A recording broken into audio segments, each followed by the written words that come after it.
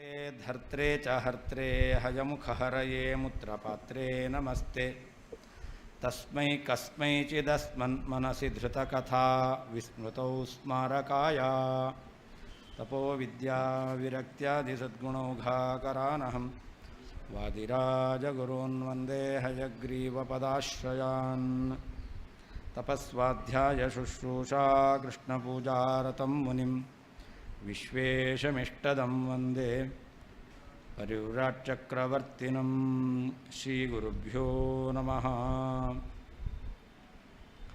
सिद्धं पश्यति चेद्ब्रह्म जगन्न भ्रमजं तव कल्पयित्वैव पश्येच्चेत् सर्वं स्यात् सार्वकालिकम् आमुक्तेः कल्पकाज्ञान ಬ್ರಹ್ಮಚೈತನ್ಯಯೋಸ್ಥಿತೇಃ. ಇಷ್ಟರ ತನಕ ಅವಿದ್ಯೆ ಬ್ರಹ್ಮನಿಗೆ ಇಲ್ಲ, ಅಜ್ಞಾನ ಬ್ರಹ್ಮನಿಗೆ ಅಲ್ಲ ಅಂತ ಹೇಳಿದರು. ಅದ್ವೈತ ಮತ ಪ್ರಕಾರ ಬ್ರಹ್ಮನಿಗೇ ಅವಿದ್ಯ, ಬ್ರಹ್ಮನಿಗೆ ಅಜ್ಞಾನ. ಆದರೆ ಅಹಮಜ್ಞ ಅಂತ ಪ್ರತೀತಿ ಇರೋದು ಜೀವನಿಗೆ, ಅಂದರೆ ಅಜ್ಞಾನ ಇರೋದು ಜೀವನಲ್ಲಿ. ಬ್ರಹ್ಮನಲ್ಲಿ ಅಹಮಜ್ಞ ಅಂತ ಪ್ರತೀತಿಯನ್ನಿಟ್ಕೊಂಡು ಅಜ್ಞಾನವನ್ನು ಹೇಳಲಿಕ್ಕೆ ಸಾಧ್ಯವೇ ಇಲ್ಲ ಅಂತ ಇಷ್ಟರ ತನಕ ಹೇಳಿದರು. ಅದರ ಮೇಲೆ ಬಂದಂತಹ ಪ್ರಶ್ನೆಗಳಿಗೂ ಕೂಡ ಉತ್ತರವನ್ನು ಕೊಟ್ಟಿದ್ದಾರೆ. ಇವಾಗ ಬ್ರಹ್ಮನಿಗೆ ಭ್ರಾಂತಿ ಎಂಬತಕ್ಕಂಥದ್ದು ಇಲ್ಲ, ಭ್ರಾಂತಿ ಎಂಬತಕ್ಕಂಥ ದೋಷವೂ ಕೂಡ ಬ್ರಹ್ಮನಿಗೆ ಇಲ್ಲ ಅನ್ನೋದನ್ನು ಈಗ ಯುಕ್ತಿಯಿಂದ ಸಮರ್ಥನೆ ಮಾಡ್ತಾ ಇದ್ದಾರೆ. ಅವಿದ್ಯೆಯಿಂದ ಭ್ರಾಂತಿ, ಅವಿದ್ಯೆ ಇಲ್ಲ ಅಂದರೆ ಭ್ರಾಂತಿಯೂ ಇಲ್ಲ ಅಂತ ಹೇಳ್ತಾ ಇದ್ದಾರೆ. ಅವಿದ್ಯೆ ಇಲ್ಲ ಅಂದರೆ ಭ್ರಾಂತಿ ಇಲ್ಲ, ಇದು ಅವಿದ್ಯೆನೇ ಕೊಡಲ್ಲ ಅಂತ ಹೇಳಿದಂತೆ ಆಯಿತು. ಇನ್ನು ಭ್ರಾಂತಿಯು ಕೊಡಲಿಕ್ಕೆ ಸಾಧ್ಯ ಇಲ್ಲ ಅಂತ ಹೇಳ್ತಾ ಇದ್ದಾರೆ. ಅನ್ಯಥಾಜ್ಞಾನ, ಮಿಥ್ಯಾಜ್ಞಾನ. ಈಗ ಭಗವಂತ ಜಗತ್ತನ್ನು ನೋಡ್ತಾ ಇದ್ದಾನೆ, ಭಗವಂತ ಬ್ರಹ್ಮ ಜಗತ್ತನ್ನು ನೋಡ್ತಾ ಇದ್ದಾನೆ. ಸಿದ್ಧಂ ಪಶ್ಯತಿ ಚೇತ್, ಭಗವಂತ ಯಾವ ಜಗತ್ತನ್ನು ನೋಡ್ತಾ ಇದ್ದಾನೆ? ಮೊದಲಿರುವಂತಹ ಜಗತ್ತನ್ನು ನೋಡ್ತಾ ಇದ್ದಾನೆ. ಇರುವಂತಹ ಜಗತ್ತನ್ನೇ ಭಗವಂತ ನೋಡ್ತಾ ಇದ್ದಾನೆ ಅಂತಾದರೆ ಆವಾಗ ಆ ಜಗತ್ತು ಬ್ರಹ್ಮನ ಅಜ್ಞಾನದಿಂದ ಕಲ್ಪಿತವಾದದ್ದು ಅಂತಾಗಲಿಲ್ಲ, ಯಾಕೆ ಮೊದಲೇ ಇದೆಯಲ್ಲ. ಭಗವಂತ ಜಗತ್ತನ್ನು ನೋಡ್ತಾ ಇದ್ದಾನೆ. ಎಂತಹ ಜಗತ್ತನ್ನು ನೋಡ್ತಾನೆ? ಸಿದ್ಧಂ ಪಶ್ಯತಿ, ಮೊದಲೇ ಇರತಕ್ಕಂತಹ ಜಗತ್ತನ್ನು ಭಗವಂತ ನೋಡ್ತಾ ಇದ್ದಾನೆ. ಹಾಗಾದರೆ ಮೊದಲೇ ಇರತಕ್ಕಂತಹ ಜಗತ್ತನ್ನು ಭಗವಂತ ನೋಡ್ತಾ ಇದ್ದಾನೆ ಅಂತಂದರೆ ಆವಾಗ ಜಗತ್ ನ ಭ್ರಮಜಂ ಅಂತ. ಈ ಜಗತ್ತೆಂಬತಕ್ಕಂಥದ್ದು ಬ್ರಹ್ಮನ ಅವಿದ್ಯೆಯಿಂದ, ಅಜ್ಞಾನದಿಂದ, ಭ್ರಮೆಯಿಂದ ಜನ್ಯವಾದದ್ದು ಅಂತ ಹೇಳಲಿಕ್ಕೆ ಬರೋದಿಲ್ಲ. ಕಲ್ಪಯಿತ್ವೈವ ಪಶ್ಯೇಚ್ಛೇತ್, ಒಂದು ವೇಳೆ ಬ್ರಹ್ಮ ಕಲ್ಪನೆ ಮಾಡಿ ನೋಡ್ತಾನೆ ಅಂತಾದರೆ ಆವಾಗ ಈ ಕಲ್ಪನೆ ಮಾಡಲಿಕ್ಕೆ ಬೇಕಾದಂತಹ ಅಜ್ಞಾನ, ಕಲ್ಪನೆ ಮಾಡಲಿಕ್ಕೆ ಬೇಕಾಗಿರ್ತಕ್ಕಂತಹ ಅಜ್ಞಾನ, ಕಾರಣವಾದಂತಹ ಅಜ್ಞಾನ ಅದು, ಮತ್ತು ಬ್ರಹ್ಮ ಕಲ್ಪನೆ ಮಾಡುವಂತಹ ಯಾವ ಬ್ರಹ್ಮ, ಆ ಇಬ್ಬರೂ ಕೂಡ ಎಲ್ಲ ಕಾಲದಲ್ಲೂ ಇದ್ದಾರೆ, ಮೋಕ್ಷ ತನಕ ಇದ್ದಾರೆ. ಕಲ್ಪಕವಾದ ಅಜ್ಞಾನ, ಕಲ್ಪನೆ ಮಾಡತಕ್ಕಂತಹ ಬ್ರಹ್ಮ, ಅವರಿಬ್ಬರು ಕೂಡ ಎಲ್ಲಿ ತನಕ ಇದ್ದಾರೆ? ಆಮುಕ್ತೇಹೇ, ಮುಕ್ತಿಯಾಗುವ ತನಕ ಅವರಿದ್ದಾರೆ. ಅದರಿಂದ ಏನಾಯಿತು ಅಂತಂದರೆ ಈ ಜಗತ್ತು ಎಂಬತಕ್ಕಂಥದ್ದು ನಿತ್ಯ ಅಂತ ಆಗಬೇಕಾಗತ್ತೆ, ಜಗತ್ತು ನಿತ್ಯ ಅಂತ ಆಗಬೇಕಾಗತ್ತೆ. ಒಂದು ಈ ಜಗತ್ತನ್ನು ಅವರು ಮಿಥ್ಯಾ ಅಂತ ಹೇಳ್ತಾರೆ, ಮಿಥ್ಯಾ ಅಂತ ಹೇಳಲಿಕ್ಕೆ ಬರಲ್ಲ. ಯಾಕೆ ಹೇಳಲಿಕ್ಕೆ ಬರಲ್ಲ? ಬ್ರಹ್ಮನ ಅಜ್ಞಾನದಿಂದ ಕಲ್ಪಿತ ಅಲ್ಲ ಇದು. ಯಾಕೆ? ಬ್ರಹ್ಮ ಇದ್ದಂತಹ ಜಗತ್ತನ್ನೇ ನೋಡ್ತಾ ಇದ್ದಾನೆ, ಬ್ರಹ್ಮನು ಇರುವ ಜಗತ್ತನ್ನೇ ನೋಡೋದ್ರಿಂದಾಗಿ ಇದು ಬ್ರಹ್ಮನ ಭ್ರಾಂತಿಯಿಂದ ಕಲ್ಪಿತವಾದದ್ದು ಅಂತ ಅಲ್ಲ. ಯಾಕೆ? ಅವನು ನೋಡೋಕ್ಕಿಂತ ಮೊದಲೇ ಇದೆಯಲ್ಲ, ಆದ್ದರಿಂದ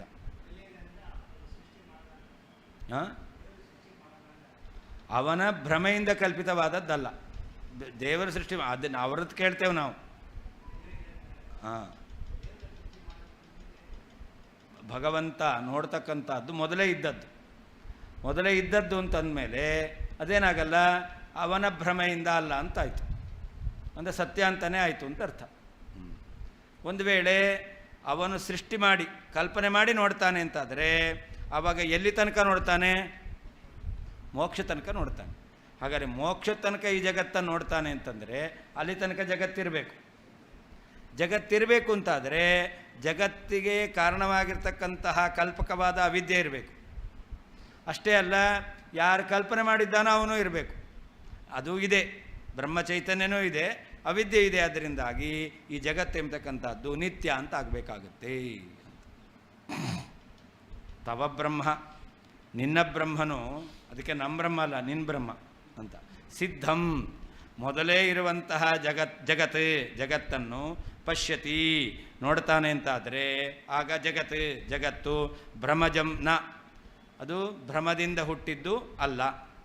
ಕಲ್ಪಯಿತ್ಯೈವ, ಕಲ್ಪನೆ ಮಾಡಿಯೇನೆ, ಪಶ್ಯೇಚ್ಚೇತ್, ನೋಡ್ತಾನೆ ಅಂತಾದರೆ ಆಮುಕ್ತೇಹೇ, ಮುಕ್ತಿಯವರೆಗೂ ಕೂಡ ಕಲ್ಪಕಾಜ್ಞಾನ ಬ್ರಹ್ಮಚೈತನ್ಯಯೋ, ಜಗತ್ತನ್ನು ಕಲ್ಪನೆ ಮಾಡಲಿಕ್ಕೆ ಕಾರಣವಾಗಿರ್ತಕ್ಕಂತಹ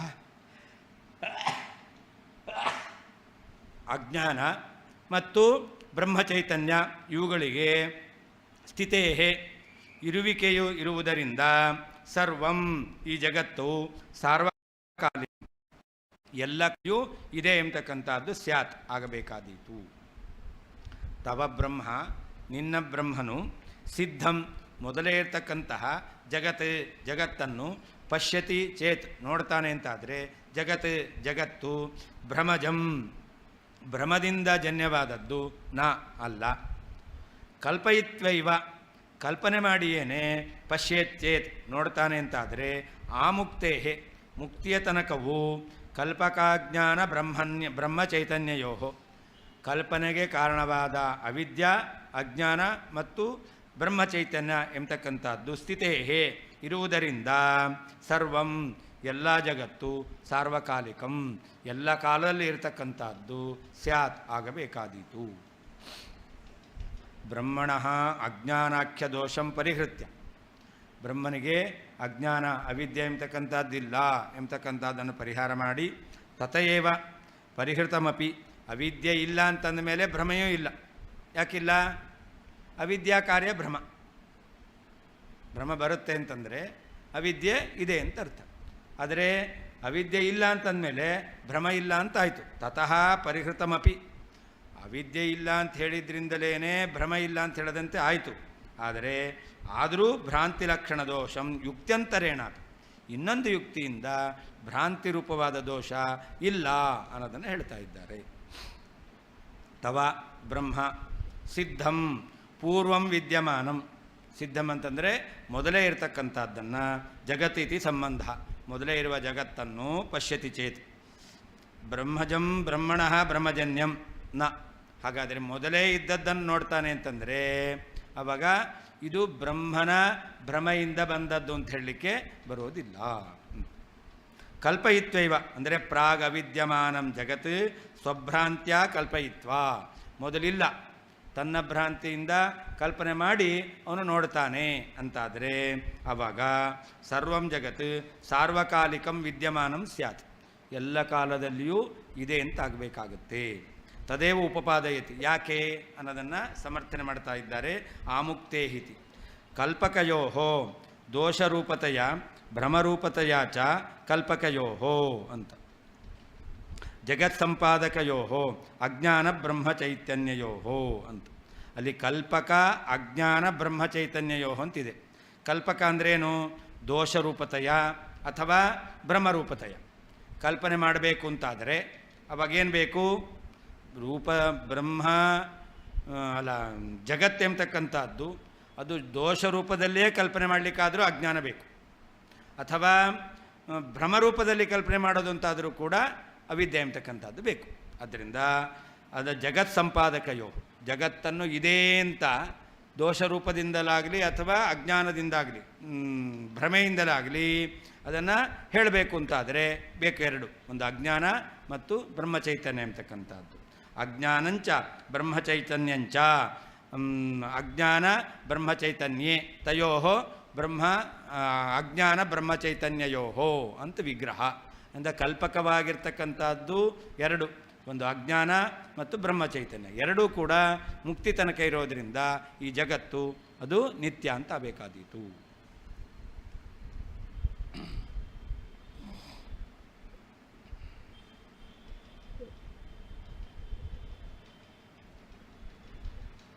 ಅತೋ ದೈನಂದಿನಲಯ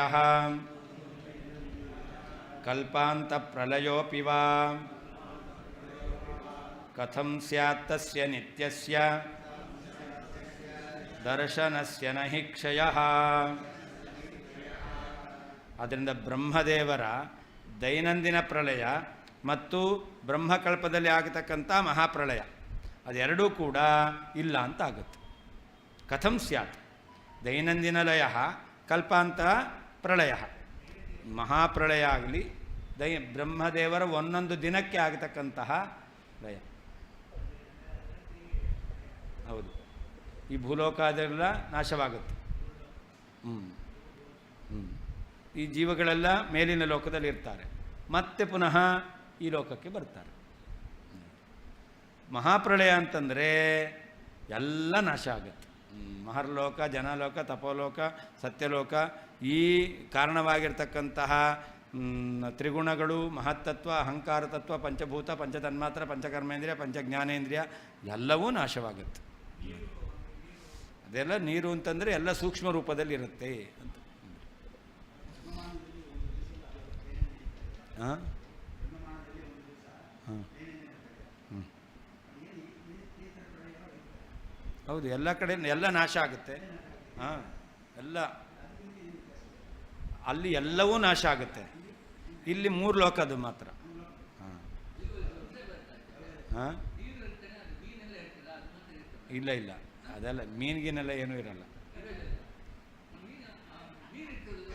ಹಾಂ, ನೀರಿರುತ್ತಷ್ಟೇ, ಮೀನಿರಲ್ಲ. ಎಲ್ಲ ಭಗವಂತನ ಹೊಟ್ಟೆಯಲ್ಲಿರ್ತಾರೆ. ಮಹಾಪ್ರಳಯದಲ್ಲಿ ಎಲ್ಲ ಜೀವರನ್ನು ಭಗವಂತ ಅದನ್ನು ಉದರದಲ್ಲಿ ಇಟ್ಕೊಂಡಿರ್ತಾರೆ, ಮೇಲ್ಲೋಕದಲ್ಲಿರ್ತಾರೆ.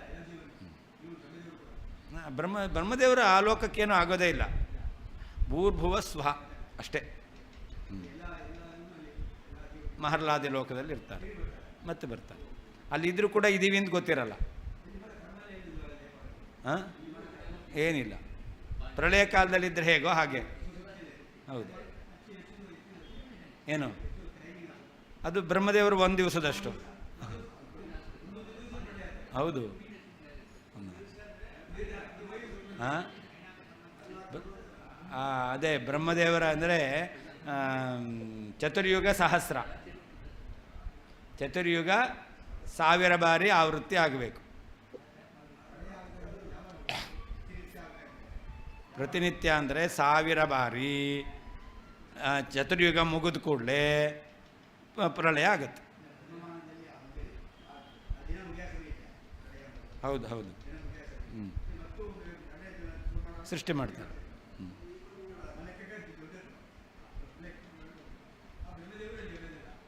ಬ್ರಹ್ಮದೇವರಲ್ಲಿ ಅವು ಇದ್ದೇ ಇರ್ತಾರೆ. ಅವರ ಸತ್ಯಲೋಕಕ್ಕೇನು ಸಮಸ್ಯೆ ಇಲ್ಲ. ಹಾಂ, ಅದೇ ಫ್ಲಡ್ ಬಂದರೆ ಕೆಳಗಿನ ಗ್ರೌಂಡ್ ಫ್ಲೋರಲ್ಲಿ ಇದ್ದವ್ರಿಗೆ ಮಾತ್ರ ಸಮಸ್ಯೆ. 3rd ಫ್ಲೋರಲ್ಲಿದ್ದಾರೆ ಅಂದರೆ ಏನೂ ಇಲ್ಲ. ಅವ್ರು 7th ಫ್ಲೋರಲ್ಲಿರೋರು, ಅದರಿಂದ ಅವ್ರಿಗೆ ಸಮಸ್ಯೆನೇ ಇಲ್ಲ. ಇಲ್ಲ, ಉಳಿದ ಎಲ್ಲ ದೇವತೆಗಳು ಮಹಾರಾಜ ಲೋಕಗಳಿರುತ್ತೆ, ಅಲ್ಲಿರೋ ದೇವತೆಗಳೆಲ್ಲ ಇದ್ದೇ ಇರ್ತಾರೆ. ಅದಕ್ಕೆ 1st ಫ್ಲೋರಲ್ಲಿರೋರಿಗೆ ಮಾತ್ರ ಸಮಸ್ಯೆ ಅಂದೆ. ಹಾಂ, ಹೌದು. ಮತ್ತೆ ಸೃಷ್ಟಿ ಮಾಡ್ತಾರೆ. ಅದೇ ದೇಹ ಅಲ್ಲ, ಅಂತಹ ದೇಹ. ಅದೇ ದೇಹ ಇಲ್ಲ, ಆ ದೇಹ ಬಿಟ್ಟೋಗಿರುತ್ತೆ. ಅಂತಹ ದೇಹ ಅವರವ್ರ ಪಾಪಕರ್ಮಕ್ಕೆ ಅನುಗುಣವಾಗಿ ಯಾವ ದೇಹ, ಮನುಷ್ಯರಾದವ್ರು ಮನುಷ್ಯರಾಗಿ ಹುಟ್ಟಲ್ಲ. ಅಂದರೆ ಆ ಕರ್ಮದ ಆ ಕಾಲದಲ್ಲಿ ಯಾರ್ಯಾರ ಕರ್ಮ ಎಲ್ಲೆಲ್ಲಿಗೆ ಬಂದಿದೆಯೋ ಅದು ಮುಂದಿಂದ ಇದು ಮಾಡ್ತಾರೆ.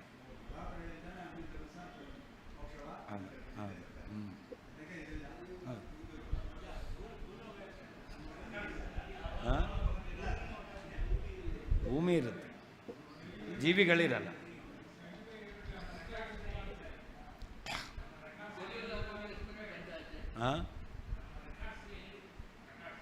ನಕಾಶೆನಾ?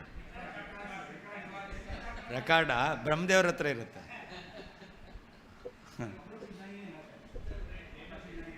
ಎಲ್ರಿಗೂ ಅಷ್ಟೇನೆ.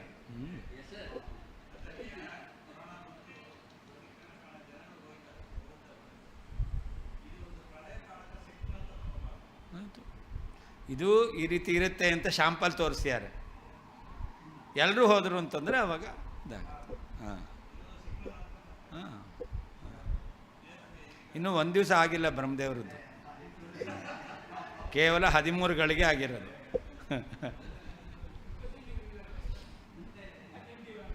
28 ಬಾರಿ ಈ ಕಲಿಯುಗ ಮುಗಿದಿದೆ, ಇನ್ನೂ ಆಗಬೇಕಲ್ಲ, 1000 ಬಾರಿ ಆಗಬೇಕು, ಇನ್ನು 28 ಆಗಿರೋದು. ಅದು 1000 ಬಾರಿ ಆದರೆ ಒಂದು ಹಗಲು, ಆಮೇಲೆ ಒಂದು ದಿನ ಆಗಬೇಕು ಅಂತಂದರೆ ಇನ್ನು ಪುನಃ ರಾತ್ರಿ ಆಗಬೇಕು. ಆ ರಾತ್ರಿ ಕಾಲವನ್ನೇ ಪ್ರಳಯ ಕಾಲ ಅಂತ ಹೇಳೋದು. ಅಷ್ಟೇ ಅದು ಬ್ರಹ್ಮದೇವರ ಆಗಿದೆ. ಬ್ರಹ್ಮದೇವರ ಹಗಲು ಅಂದರೆ ಸೃಷ್ಟಿ, ಬ್ರಹ್ಮದೇವರ ರಾತ್ರಿ ಅಂತಂದರೆ ಪ್ರಳಯ.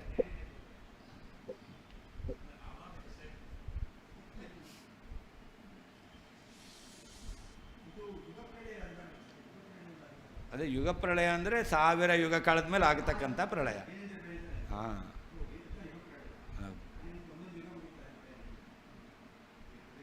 ಅದೆಲ್ಲ ಈ ರೀತಿ ಕೊರೋನಾ ಗಿರೋನ ಬಂದಾಯ್ತಲ್ಲ, ಆ ಥರ ಆಗ್ತಾ ಇರುತ್ತೆ ಅಷ್ಟೆ. ಅದು ಆ ಗ್ಯಾಪ್ ಇದ್ದೇ ಇರುತ್ತೆ, ಅಲ್ಲಿ ಪ್ರಳಯ ಆಗುತ್ತೆ.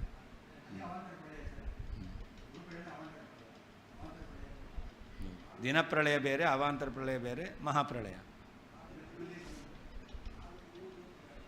ಹಾಂ ಹಾಂ, ಒಂದು ಯುಗ ಮುಗಿದ ಮೇಲೂ ಆಗುತ್ತೆ.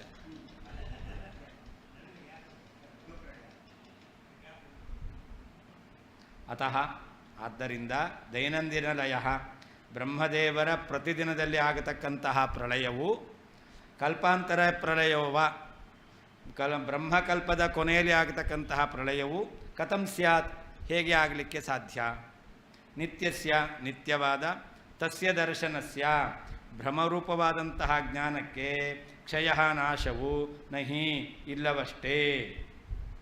ಅತಃ ಆದ್ದರಿಂದ ಕಲ್ಪಕವಾದಂಥದ್ದು ಇರೋದರಿಂದ, ಕಲ್ಪಕವಾದ ಅಜ್ಞಾನ ಮತ್ತು ಬ್ರಹ್ಮಚೈತನ್ಯ ಎಂಬತಕ್ಕಂಥದ್ದು ಇರುವುದರಿಂದ ದೈನಂದಿನ ಲಯ, ಬ್ರಹ್ಮದೇವರ ಪ್ರತಿದಿನದಲ್ಲಿ ಆಗತಕ್ಕಂತಹ ಪ್ರಳಯವು ಕಲ್ಪಾಂತರ ಪ್ರಳಯೋಪಿವ, ಬ್ರಹ್ಮಕಲ್ಪದ ಕೊನೆಯಲ್ಲಿ ಆಗತಕ್ಕಂತಹ ಪ್ರಳಯವಾಗಲಿ ಕಥಂ ಸ್ಯಾತ್, ಹೇಗಾಗಲಿಕ್ಕೆ ಸಾಧ್ಯ?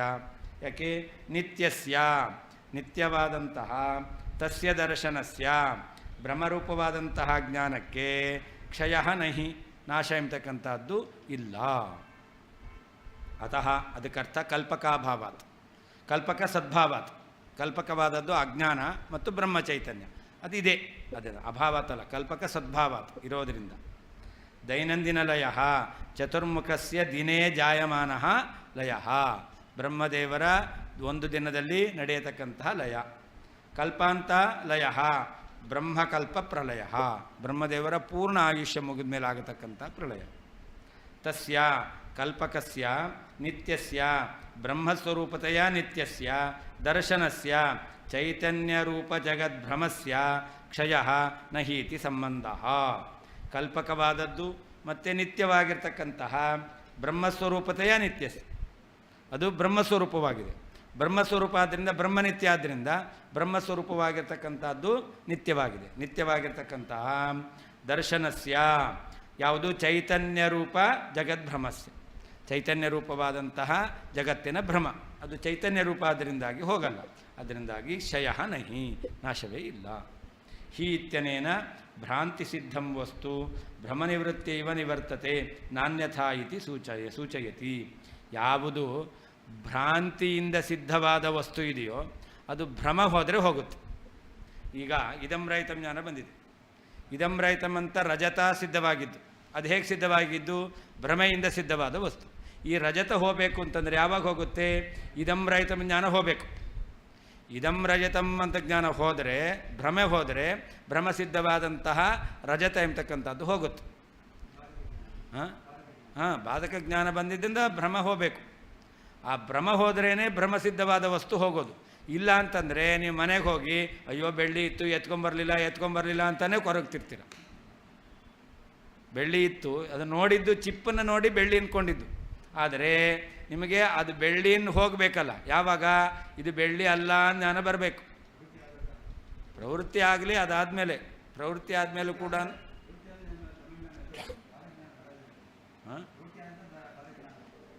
ಪ್ರವೃತ್ತಿ ಆದಮೇಲೆ ತಾನೇ ಬರೋದು. ಅಥವಾ ಯಾರಾದರೂ ಹೇಳ್ಬೋದು ನಾನು ಬೆಳ್ಳಿ ನೋಡಿ ಬಂದೆ ಅಂತ ನೀವು ಹೇಳ್ಕೊಂಡ್ರೆ, ಕೊರಗ್ತಾ ಇದ್ದರೆ ಪಕ್ಕದಲ್ಲಿದ್ದವ್ರು ಹೇಳು ಅಲ್ಲ ಏನು ಯೋಚನೆ ಮಾಡಬೇಡ ಅದು ಬೆಳ್ಳಿ ಅಲ್ಲ ಅಂತ ಹೇಳಿದ್ರೆ ಅವಾಗ ಹೋಗುತ್ತೆ. ಹಾಂ, ಯಾರು ಅವ್ರು ತಗೊಳ್ಳಿಕ್ಕೆ ಅಂತನಾ? ಅಂತೂ ನಿಮಗಂತೂ ಭ್ರಮ ಹೋಯ್ತಲ್ಲ. ಅದರಿಂದ ಯಾವಾಗಲೂ ಲೋಕದಲ್ಲಿ ಭ್ರಮಸಿದ್ಧವಾದಂತಹ ವಸ್ತು ಭ್ರಮ ನಿವೃತ್ತಿ ಆಯಿತು ಅಂತಂದರೆ ನಿವೃತ್ತಿ ಆಗುತ್ತೆ, ಇಲ್ಲ ಅಂತಂದರೆ ಆಗೋದಿಲ್ಲ ಎಂಬತಕ್ಕಂಥ ನಿಯಮ ಇದೆ. ಬ್ರಹ್ಮ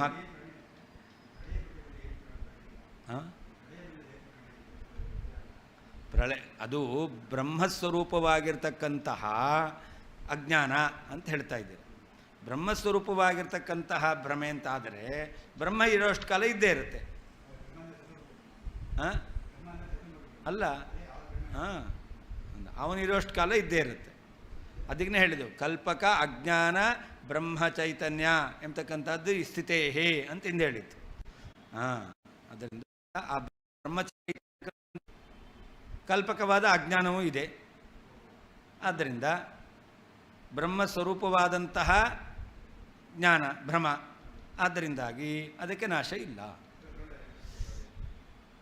ಪ್ರಳಯ ಕಾಲದಲ್ಲೂ ನಾಶ ಇಲ್ಲ, ಅದರಿಂದ ಪ್ರಳಯವೇ ಇಲ್ಲ ಅಂತ ಆಗಬೇಕಾಗಿತ್ತು. ಅದಕ್ಕೆ ಹೇಳಿದ್ದು ಭ್ರಮಸಿದ್ಧವಾದಂತಹ ವಸ್ತು ನಾಶ ಆಗೋದು ಯಾವಾಗ? ಭ್ರಮ ಹೋದಾಗ. ಇಲ್ಲಿಗ ಭ್ರಮ ಹೋಗ್ಲಿಕ್ಕೆ ಕಾರಣವೇ ಇಲ್ಲ. ಕಲ್ಪಕವಾದಂಥ ಅಜ್ಞಾನವೂ ಇದೆ, ಬ್ರಹ್ಮನೂ ಇದ್ದಾನೆ, ಆದ್ದರಿಂದಾಗಿ ನಾಶ ಆಗಲಿಲ್ಲ. ಅಂದರೆ ವಸ್ತು ನಾಶ ಆಗಲಿಕ್ಕಿಲ್ಲ ಅಂತ ಬೇಕಾಗುತ್ತೆ. ಅವ್ರಿಗೆ ನಾವು ದೋಷ ಹೇಳೋದು. ಪ್ರಳಯ ಮಹಾಪ್ರಳಯ ಇಲ್ಲ ಅಂತ ಬೇಕಾಗುತ್ತೆ. ಹೌದು, ಆಗಲ್ಲ ಅಂತ ಹೇಳ್ತಾರೆ. ಬ್ರಹ್ಮಕಲ್ಪ್ಯಂ ಹಿ ಸರ್ವಂತೆ ಕಾಲಾದೃಷ್ಟಾದಿಕಂ ಜಗತ್ ಭ್ರಮಸ್ಯ ನಿತ್ಯ ಸಿದ್ಧತ್ವಾತ್ ಕಿಂ ಕಿಂ ನ ಸ್ಯಾತ್ ಸದಾ ತವಾ.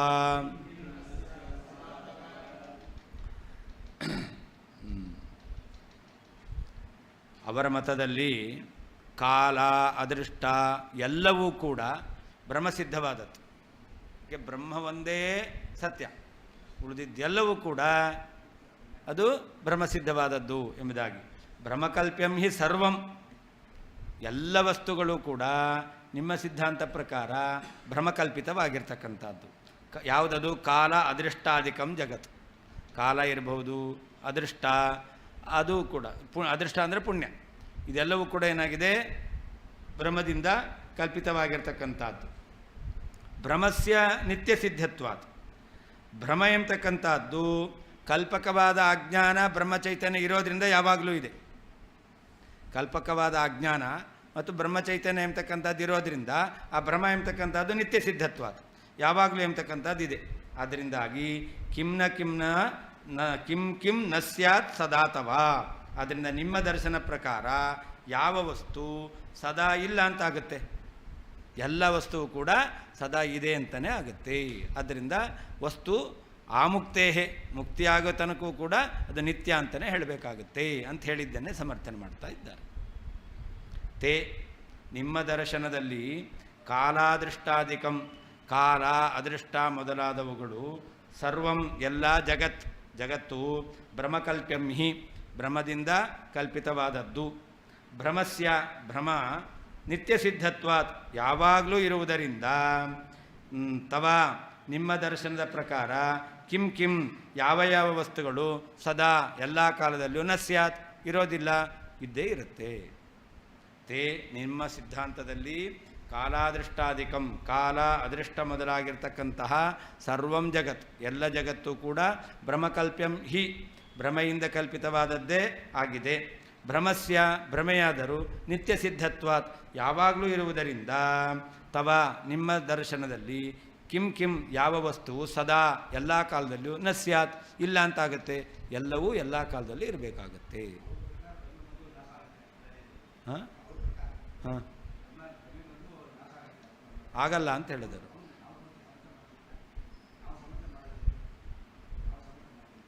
ಅವರಿಗೆ ನಾವು ಹೇಳ್ತಾ ಇರೋದು ಪ್ರಳಯ ಕಾಲದಲ್ಲಿಯೂ ಕೂಡ ಬ್ರಹ್ಮಚೈತನ್ಯ ಇದೆ, ಆಗಲ್ಲ, ಇಲ್ಲ, ಅವ್ರು ನಾಶ ಆಗುತ್ತೆ ಅಂತ ಹೇಳಲ್ಲ.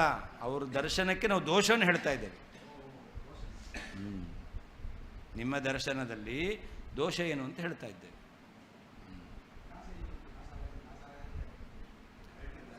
ನಾಶ ಆಗಲಿಕ್ಕೇನು ಕಾರಣ? ಈಗ ಇದಂ ರಹಿತಂ ಅಂತ ರಜತ ತೋರ್ತಾ ಇದೆ. ಈ ರಜತ ಇಲ್ಲ ಅಂತಾಯಿತು. ಯಾವಾಗ ಇಲ್ಲ ಅಂತಾಯಿತು? ನೇದಂ ರಜತಂ ಅಂತ ಆ ಅವಿದ್ಯೆ, ಆ ರಜತ ತೋರ್ಲಿಕ್ಕೆ ಕಾರಣವಾದಂತಹ ಭ್ರಮೆ ಹೋಯಿತು ಅಂದರೆ ಆವಾಗ ರಜತ ಹೋಗುತ್ತೆ. ಹಾಗೆ ಈ ಜಗತ್ತೆಲ್ಲವೂ ಭ್ರಮ ಸಿದ್ಧವಾದದ್ದು. ಹಾಗಾದರೆ ಭ್ರಮಸಿದ್ಧವಾದ ಜಗತ್ತು ಹೋಗ್ಬೇಕಾದ್ರೆ ಏನು ಹೋಗಬೇಕು? ಭ್ರಮೆ ಹೋಗಬೇಕು. ಭ್ರಮೆ ಹೋಗುತ್ತಾ?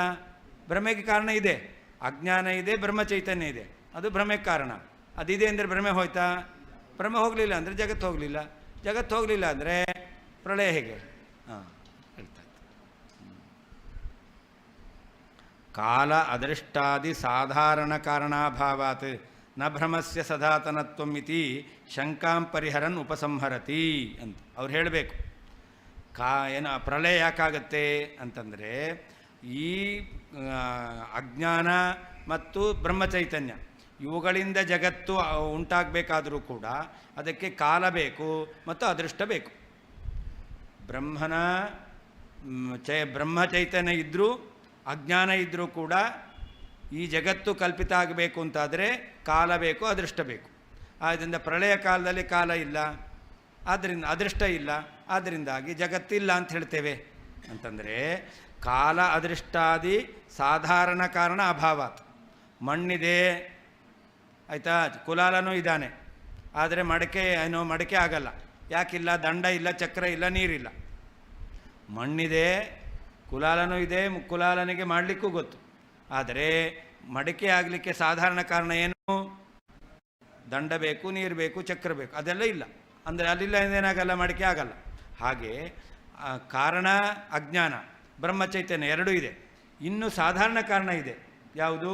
ಕಾಲ ಅದೃಷ್ಟ. ಅದಿಲ್ಲ. ಎಲ್ಲದಕ್ಕೂ ಕಾರಣವಾದದ್ದು, ಎಲ್ಲದಕ್ಕೂ ಕಾರಣವಾದದ್ದು ಸಾಧಾರಣ ಕಾರಣ, ಕಾಲ ಅದೃಷ್ಟ. ಅದಿಲ್ಲ.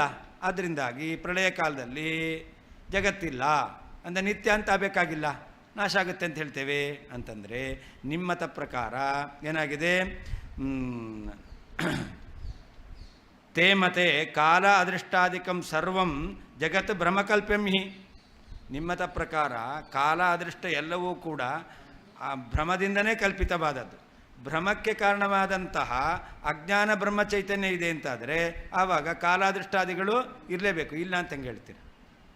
ಅಂದರೆ ಕಾಲಾದೃಷ್ಟಾದಿಗಳು ಕೂಡ ಭ್ರಮದಿಂದ ಕಲ್ಪಿತವಾಗಿದೆ. ಆಗಿದ್ದರಿಂದಾಗಿ ಆ ಭ್ರಮದಿಂದ ಕಲ್ಪಿತ ಆಗಲಿಕ್ಕೆ ಬೇಕಾದಂತಹ ಅಜ್ಞಾನ ಬ್ರಹ್ಮಚೈತನ್ಯ ಇರೋದರಿಂದಾಗಿ ಕಾಲಾದೃಷ್ಟಾದಿಗಳು ಕೂಡ ಇದ್ದೇ ಇದೆ. ಭ್ರಮಸ್ಯ ಚ ನಿತ್ಯ ಸಿದ್ಧತ್ವಾತ್ ಕಿಂ ನ ಸ್ಯಾತ್.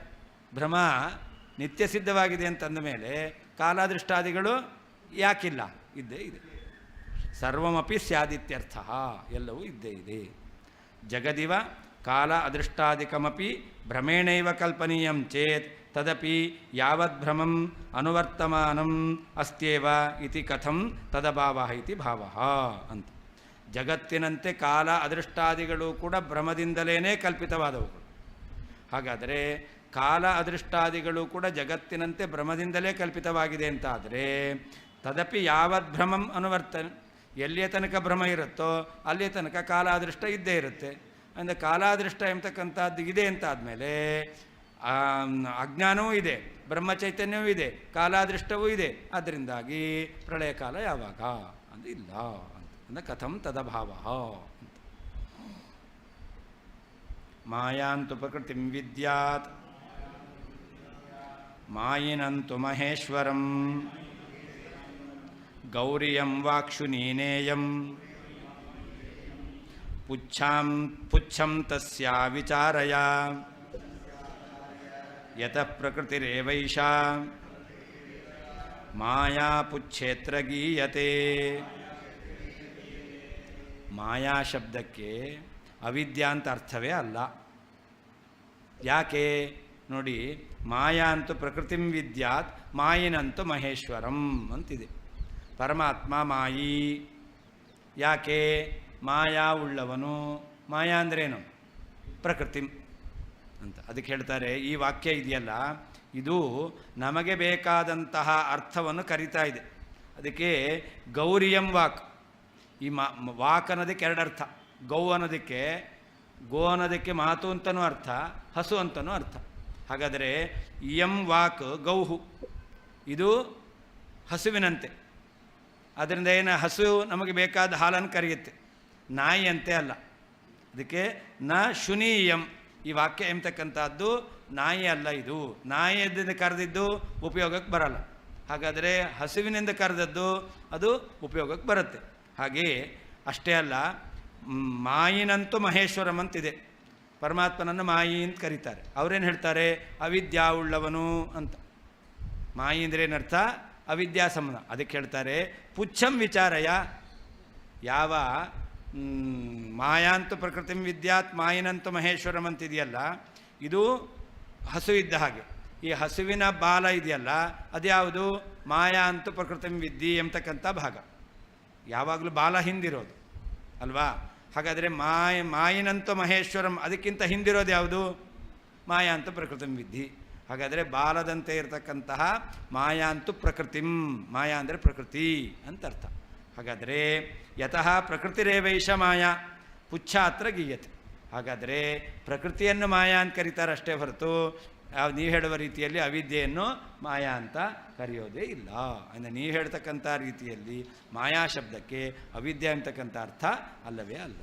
ಭ್ರಮಕಲ್ಪಿತ ಅಂತ ಹೇಳಬೇಕು. ಅವಿದ್ಯೆ ಅಂತಾದರೆ ಭ್ರಮಕಲ್ಪಿತ ಅಂತ ಹೇಳ್ತಾ ಇತ್ತು. ಆದರೆ ಅವಿದ್ಯೆ ಅಂತ ಅರ್ಥವೇ ಅಲ್ಲ. ಮತ್ತು ಮಾಯಾ ಶಬ್ದಕ್ಕೆ ಏನರ್ಥ? ಪ್ರಕೃತಿ ಎಂಬುದಾಗಿ ಅರ್ಥ ಅಂತ.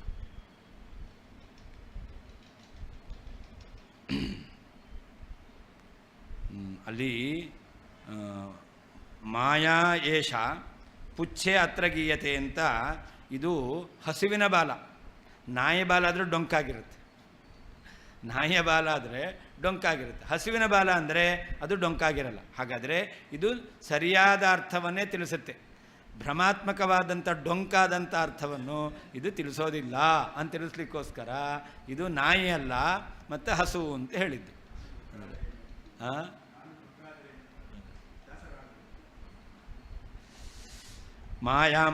ಮಾಯೆಯನ್ನು ಪ್ರಕೃತಿಂ ತು, ಪ್ರಕೃತಿ ಎಂಬುದಾಗಿ ವಿದ್ಯಾತ್ ತಿಳಿಯಬೇಕು. ಮಹೇಶ್ವರಂ ಪರಮಾತ್ಮನನ್ನಾದರೂ ಮಾಯಿನಂ ಮಾಯವುಳ್ಳವನು ಅಂದರೆ ನಿಯಾಮಕತ್ವೇನ ಮಾಯವುಳ್ಳವನು, ಪ್ರಕೃತಿಗೆ ನಿಯಾಮಕ ಎಂಬುದಾಗಿ ವಿದ್ಯಾತ್ ತಿಳಿಯಬೇಕು. ಇಯಂ ವಾಕ್, ಈ ವಾಕ್ಯವು ಗೌಹು ಹಸು. ಇಯಂ, ಈ ವಾಕ್ಯವು ಶುನೀನ ಹೆಣ್ಣು ನಾಯಿ ಅಲ್ಲ. ತಸ್ಯಾಹ, ಆ ಹಸುವಿನ ಪುಚ್ಛಂ ಬಾಲವನ್ನು ವಿಚಾರಯ ವಿಮರ್ಶೆ ಮಾಡು. ಈ ವಾಕ್ಯದ ಹಿಂದಿನ ಭಾಗವನ್ನು ವಿಚಾರ ಮಾಡು. ಯತಃ, ಏಕೆಂದರೆ ಪುಚ್ಛೆ ಅತ್ರ, ಈ ಬಾಲದಲ್ಲಿ ವಾಕ್ಯಶೇಷದಲ್ಲಿ ಏಷಾ, ಈ ಯಾವ, ಪ್ರಕೃತಿರೇವ ಪ್ರಕೃತಿಯೇ, ಮಾಯಾ ಮಾಯಾ ಎಂಬುದಾಗಿ ಗೀಯತೆ ಹೇಳಲ್ಪಡ್ತಾ ಇದೆ. ಮಾಯಾ ಅಂತೂ ಪ್ರಕೃತಿಂ ವಿದ್ಯಾತಂತು. ಮಾಯಾಂ ಮಾಯೆಯನ್ನು ಪ್ರಕೃತಿಂ ಪ್ರಕೃತಿ ಎಂಬುದಾಗಿ ವಿದ್ಯಾತ್ ತಿಳಿಯಬೇಕು. ಮಹೇಶ್ವರಂತು ಪರಮಾತ್ಮನನ್ನಾದರೂ ಮಾಯಿನಂ ಮಾಯೆಯನ್ನು ನಿಯಾಮಕತ್ವೇನ ಉಳ್ಳವನು ಎಂಬುದಾಗಿ ವಿದ್ಯಾತ್ ತಿಳಿಯಬೇಕು. ಇಯಂ, ಈ ಯಾವ ವಾಕ್ಯವು ಗೌಹು ಹಸುವು. ಇಯಂ, ಈ ವಾಕ್ಯವು ಶುನಿ ನ ಹೆಣ್ಣು ನಾಯಿ ಅಲ್ಲ. ತಸ್ಯಾಹ, ಈ ವಾಕ್ಯದ ಪುಚ್ಛಂ ಹಿಂದಿನ ಭಾಗವನ್ನು ವಿಚಾರಯ ವಿಮರ್ಶೆ ಮಾಡು. ಯತಃ, ಯಾಕೆಂದರೆ ಪುಚ್ಛೆ ಅತ್ರ, ಈ ಬಾಲದಲ್ಲಿ ವಾಕ್ಯಶೇಷದಲ್ಲಿ ಏಷಾ ಪ್ರಕೃತಿರೇವ, ಈ ಯಾವ ಪ್ರಕೃತಿಯೇ, ಮಾಯಾ ಮಾಯಾ ಎಂಬುದಾಗಿ ಗೀಯತೆ ಹೇಳಲ್ಪಡುತ್ತದೆ.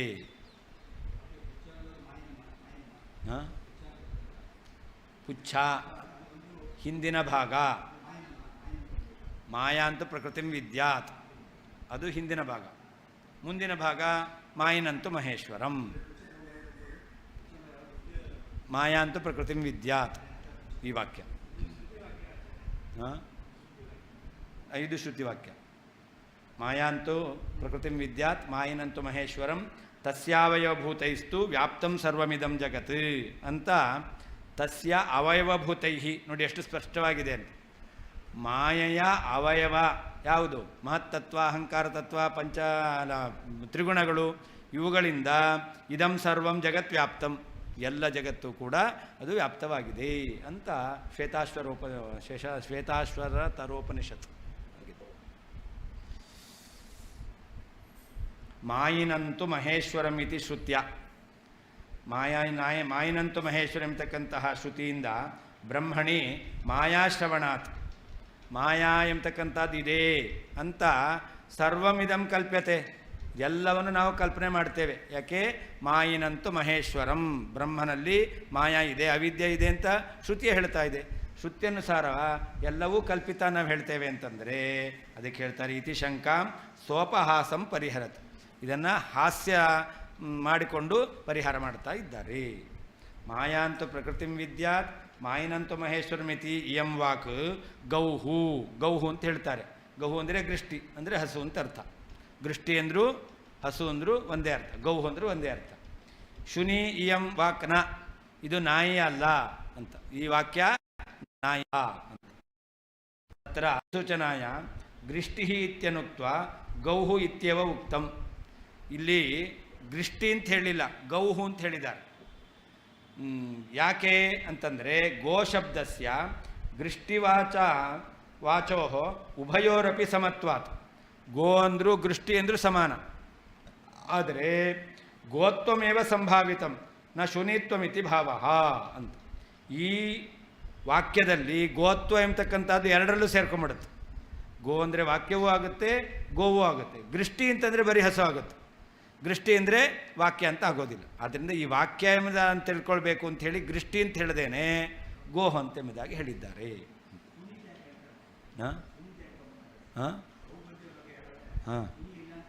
ಇದು ನಾಯಿ ಅಲ್ಲ ಅಂತಂದರೆ ಸ್ವೀಕಾರಾರ್ಹ ಯೋಗ್ಯವಾದದ್ದು. ಹಸು ಆದ್ದರಿಂದ ಎಲ್ಲವನ್ನೂ ಸ್ವೀಕಾರ ಮಾಡಬೇಕು.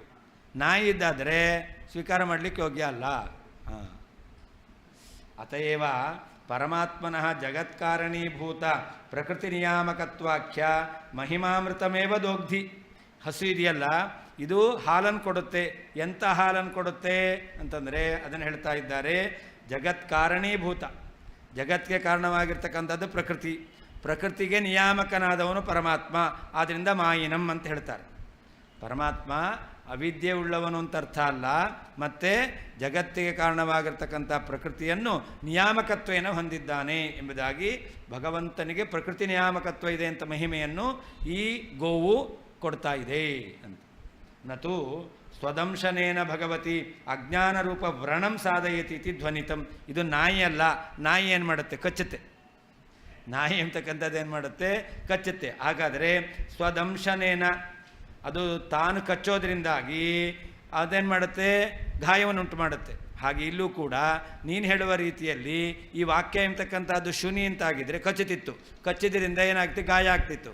ಗಾಯ ಆಗದೆ ಇಲ್ಲಿ ಪರಮಾತ್ಮನಲ್ಲಿ ಅಜ್ಞಾನ ಎಂಬತಕ್ಕಂತಹ ದೋಷ ಇದೆ ಅಂತ ಆಗ್ತಿತ್ತು. ಅಜ್ಞಾನ ರೂಪ ವ್ರಣಂ, ವ್ರಣ ಅಂದರೆ ಗಾಯ. ಭಗವಂತನಲ್ಲಿ ಅಜ್ಞಾನ ಇದೆ ಎಂಬತಕ್ಕಂಥ ದೋಷವನ್ನು ಇದು ಉಂಟು ಮಾಡ್ತಿತ್ತು. ಆದ್ದರಿಂದ ಇದು ನಾಯಿ ಅಲ್ಲ ಅಂತ ಹೇಳ್ತಾ ಇದ್ದಾರೆ. ನಾಯಿ ಕಚ್ಚೋ ಸ್ವಭಾವ, ಹಸು ಇದು ಹಾಲು ಕೊಡುವಂಥ ಸ್ವಭಾವ. ಹಾಲಿನಂತೆ ಇರತಕ್ಕಂಥದ್ದು ಭಗವಂತನ ಮಹಿಮೆ.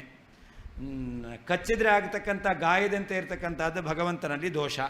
ಆದ್ದರಿಂದ ಈ ವಾಕ್ಯ ಇದು ನಾಯಿ ಅಲ್ಲ, ಇದು ಗೋವು ಅಂತ ಹೇಳ್ತಿದ್ದಾರೆ.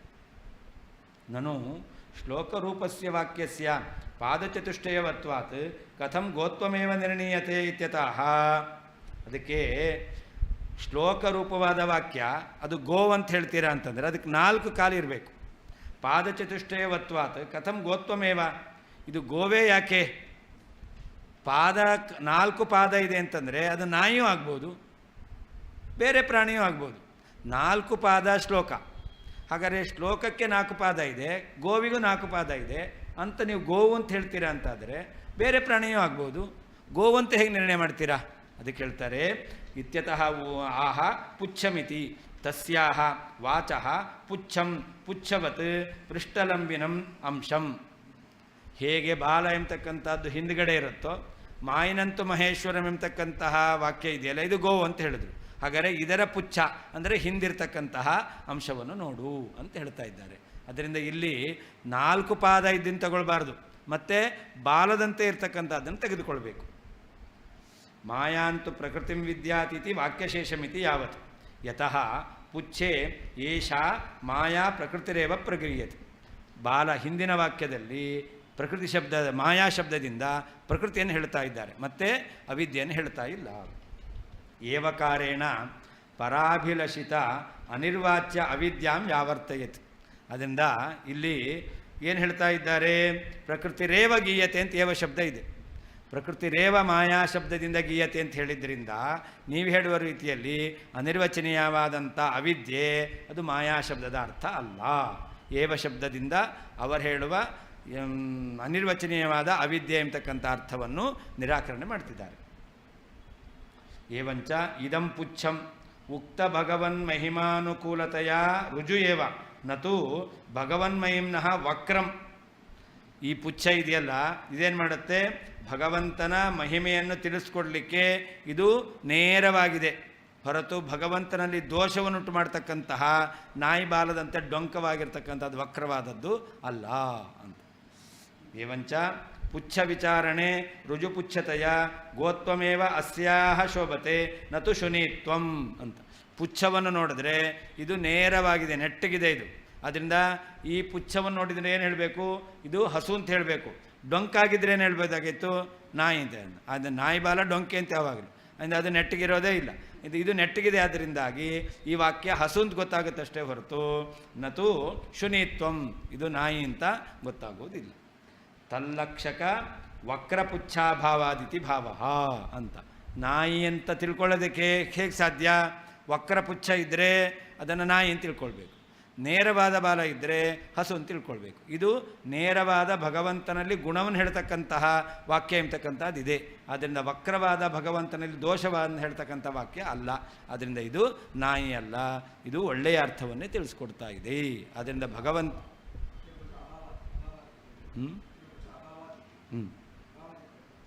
ಏನು ವಕ್ರಪುಚ್ಛ ಅಭಾವಾತ್. ಇಲ್ಲಿ ಮಾಯಾಂತು ಪ್ರಕೃತಿಂ ವಿದ್ಯಾತ್ ಎಂಬಲ್ಲಿ ಮಾಯೆಯನ್ನು ಪ್ರಕೃತಿ ಎಂಬುದಾಗಿ ತಿಳಿ ಅಂತಿದೆ. ಮಾಯಾಂತು ಅವಿದ್ಯಾಂ ವಿದ್ಯಾತ್ ಅಂತಿಲ್ಲ. ಒಂದು ವೇಳೆ ಮಾಯಾ ಶಬ್ದದಿಂದ ಅವಿದ್ಯೆ ಅಂತ ತಿಳ್ಕೊಳ್ಬೇಕು ಅಂತಿದ್ದಿದ್ರೆ ಆವಾಗ ವಕ್ರ ಅಂತ ಆಗ್ತಿತ್ತು. ಬ್ರಹ್ಮನಿಗೂ ಕೂಡ ಭ್ರಮೆ ಇದೆ ಅಂತ ಆಗ್ತಿತ್ತು. ಮಾಯಿನಂತೂ ಮಹೇಶ್ವರಂ, ಮಾಯಿ ಅಂತ ಕರಿಬೇಕು ಅವನನ್ನು. ಯಾಕೆ, ಮಾಯಾಂ ಅವಿದ್ಯಾಂ ವಿದ್ಯಾತ್ ಅಂತ ಇರಬೇಕಿತ್ತು. ಇದೆಯಾ, ಇಲ್ಲ. ಅದರಿಂದಾಗಿ ವಕ್ರಪುಚ್ಛ ಇಲ್ಲ. ಇಲ್ಲದೆ ಇರೋದ್ರಿಂದ, ನೇರ ಪುಚ್ಛ ಇರೋದ್ರಿಂದ ಮಾಯಾ ಪ್ರಕೃತಿ ಅಂತ ಅರ್ಥ. ಪ್ರಕೃತಿ ನಿಯಾಮಕತ್ವ ಭಗವಂತನಲ್ಲಿ ಗುಣವನ್ನು ಹೇಳ್ತಾ ಇದೆ. ಅದರಿಂದ ನೀವು ಹೇಳುವ ರೀತಿಯಲ್ಲಿ ಭಗವಂತನಲ್ಲಿ ಭ್ರಮೆಯನ್ನು ಹೇಳಲಿಕ್ಕೆ ಬರೋದಿಲ್ಲ. ಅವನು ಮಾಯಿ, ಅದರಿಂದ ಭ್ರಮೆ ಇದೆ ಅಂತ ಅರ್ಥ ಮಾಡ್ತೀರಾ ಅಂತಂದರೆ ಅದನ್ನು ಹೇಳಲಿಕ್ಕೆ ಬರೋದಿಲ್ಲ ಅಂತ ಅರ್ಥ. ಶ್ರೀಕೃಷ್ಣಾರ್ಪಣವಸ್ತು.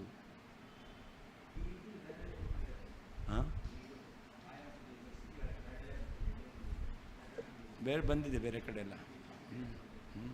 ಇಲ್ಲಿ ಏನು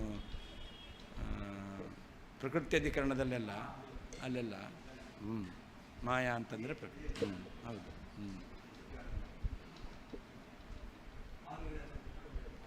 6-7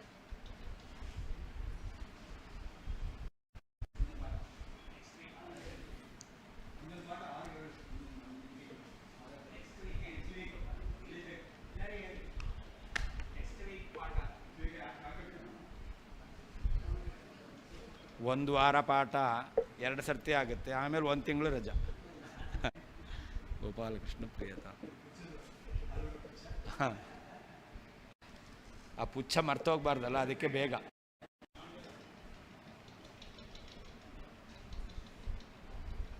ನಾರಾಯಣ ನಾರಾಯಣ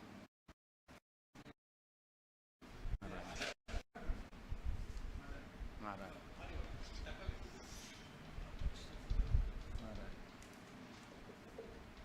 ನಾರಾಯಣ.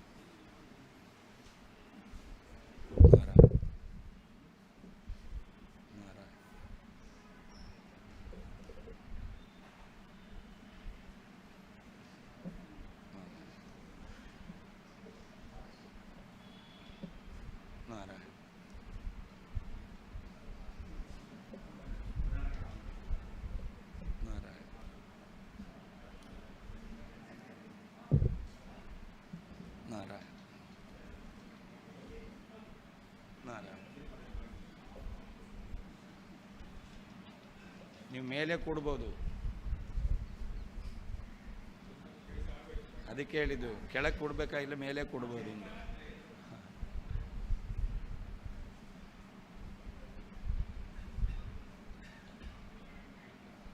ನಾರಾಯಣ ನಾರಾಯಣ ನಾರಾಯಣ